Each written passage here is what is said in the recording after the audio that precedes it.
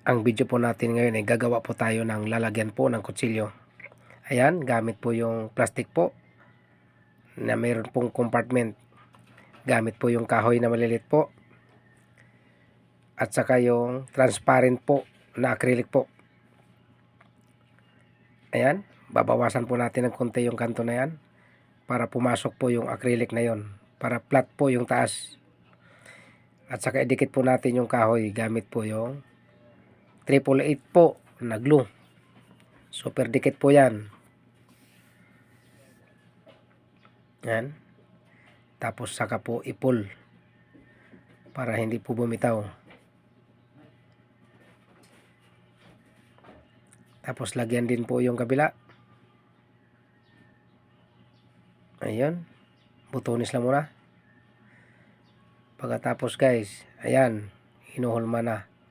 Ganyan po yan yung forma. Pagdidikitin po. Tapos itapal po yung plastic na yan. Kailangan po kamats po yan. Saka po idikit uli yung kabila niyan para hindi na po gagalaw. Ayun, butonis lang muna. Saka po ipul yan pagkatapos magbutonis. Ihulma po yung plastic para magmatch po doon sa loob. Ayan na po yung itsura nya. May mga hiwa-hiwa na po. Ayan, nakaporma na po. Kailangan po flat yan doon sa paglalagyan po. Tapos lalagyan po ng glue. Ayan.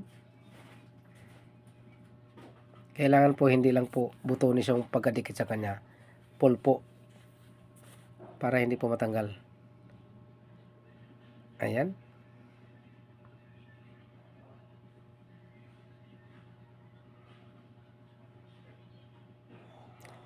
Tapos yung ilalim niya guys, lagyan po ng mabigat po na marmol po. Yun po ang pagdidikitan niyan. Ayan, lagyan po ng masking tape. Tapos liyahin po yung gitna.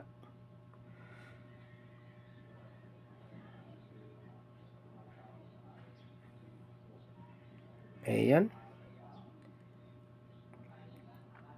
Butonis lang muna. Tapos guys, saka po ipul po ng pandikit.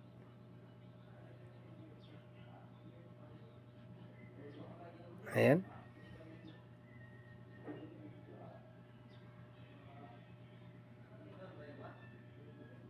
May pintura na po tayo. Pero guys, nilagyan ko po ng masking tape yung ilalim niyan para hindi po mapinturahan yung pinaka-base niya. At saka meron po yan na drainage po dun sa pinaka-ilalim niya. Para yung tumutulo po na tubig, lalabas po dyan. Ayan. Napinturahan na.